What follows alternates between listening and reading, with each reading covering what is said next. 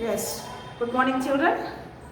So, about the feeding habits of the animals, we already discussed how the different animals they eat different types of food and how they find the food. Also, we discussed some animals their feeding habits are different, depends upon their mouth parts, isn't it? And here, see some animals like what you say, sparrow, grains they take, isn't it? Grains, or you can say worms they take. How they find the food?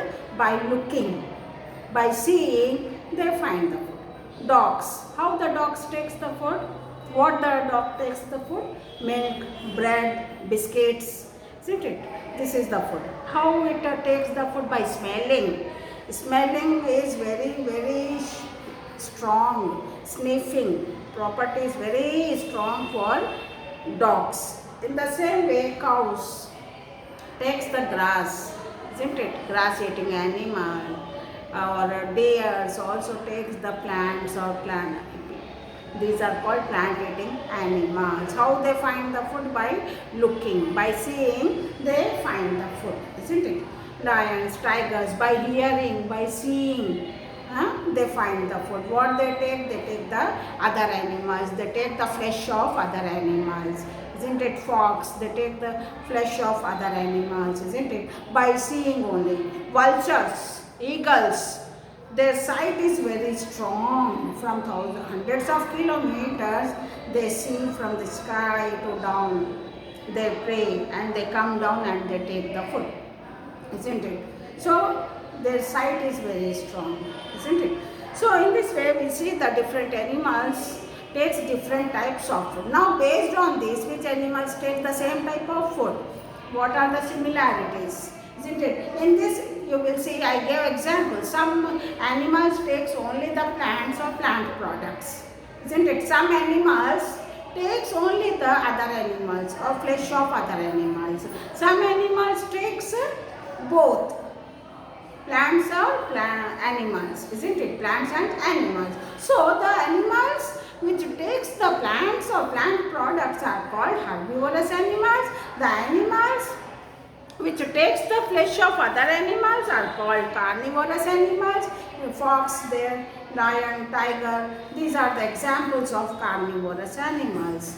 In the same way, animals which eat both plants and animals, they are called omnivorous animals. So here you have seen the animals are categorized into three types based on their food habits, isn't it? Now, if the herbivorous animals eat only plants are there, no herbivorous animals are there. Too many plants are there, but herbivorous animals are not there. What happens? What happens? The plants will be more everywhere. You will see the plants only. Ecological balance will be completely disturbed, and it affects on carnivorous animals. Carnivorous animals also die due to lack of food, isn't it? Understood? So if plants are not there, what happens? Plants are not there, herbivorous animals will not get the food, herbivorous animals will die. Herbivorous animals are not there, carnivorous animals will die. So like this, full ecological balance will be disturbed. So plants, the animals and plants are interdependent on each other. Now how to track, how to find the food?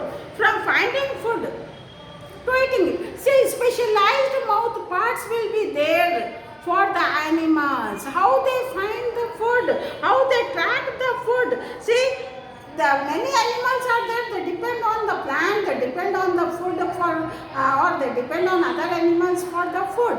How they track the food? They use their body parts for taking the food. They hunt the animals, they catch the animals, they go to lonely place and they eat the flesh.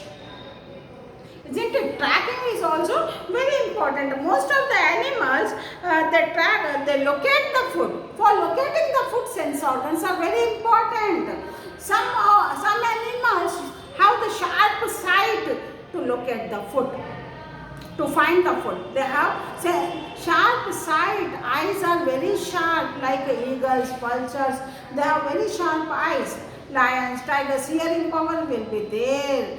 for finding the food, for locating the food, isn't it? Dogs, they have sniffing power is more in dogs, isn't it? Like this, they have strong sense of some particular animals. This sense organ is very strong compared to other animals. Compared to other animals, the stronger sniffing power is more. Suppose if the food is spoiled, the dog will first sniff, smell it, then only it will take the food, otherwise it will not take the spoiled food. So in the same way, eagles, vultures, they have sharp eyes. They see the prey from hundreds of kilometers and they come down to the earth and they catch the prey, isn't it? And fly away. Especially these eagles. And vultures also have very sharp eyes. They come down, they take the dead bodies of animals. They have curved beak to tear the flesh of the animals. Understood? In the same way, you will see many cows. They have these front teeth are very strong.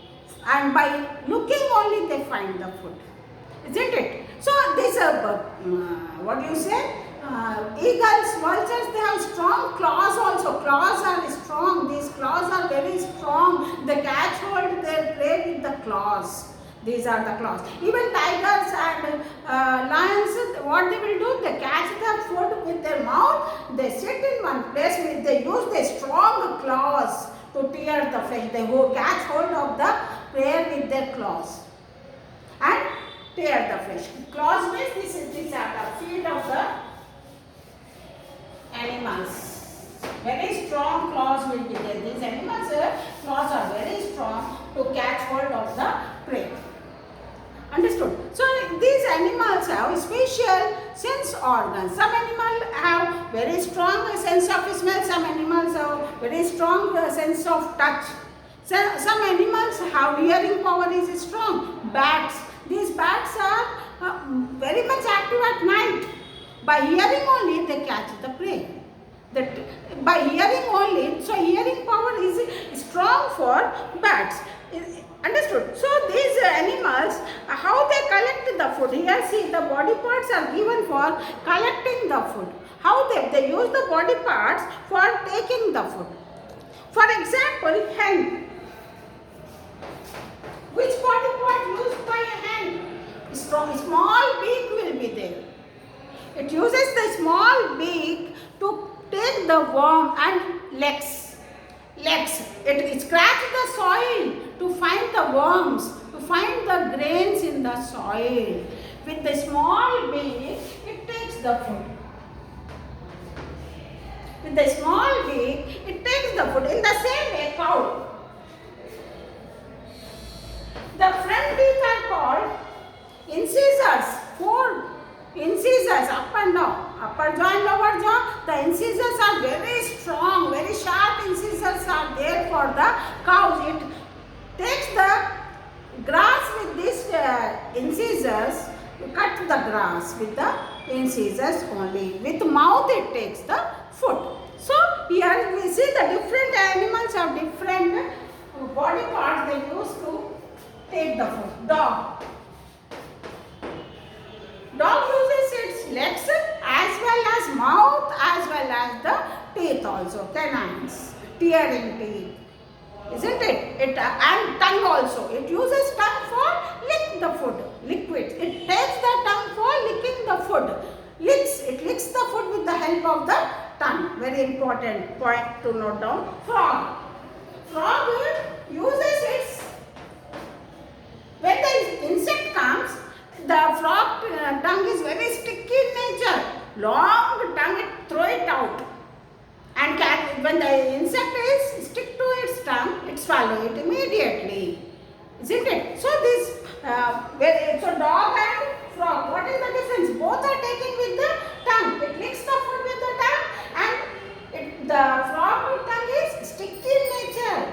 Very sticky in nature. When the insect is it stick to the tongue and take it back into the mouth. So this is the difference you will find in the, and food habits also different for these two animals. In the same way, snake, frog. So in the same way, you will take the example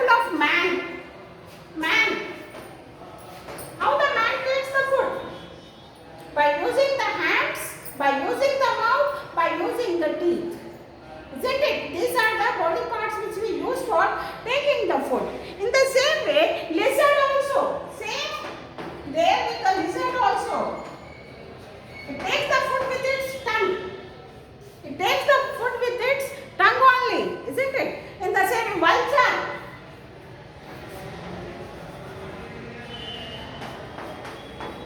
Carnivorous bird. Vulture is a carnivorous bird. So vulture is having a strong claws. Claws are strong. The leg feet are very strong. Fat. The claws will be like this, flat. The claws will be there. With these claws only they catch hold of the food. With these claws they catch hold of the food, and with the curved beak they tear the flesh. The beak of the vulture will be curved, which help him to tear the flesh. Isn't it? So this is the difference with lion. Lion also use mouth, strong claws and strong canines to tear the flesh of the animal, isn't it? And next, hummingbird. You know hummingbird?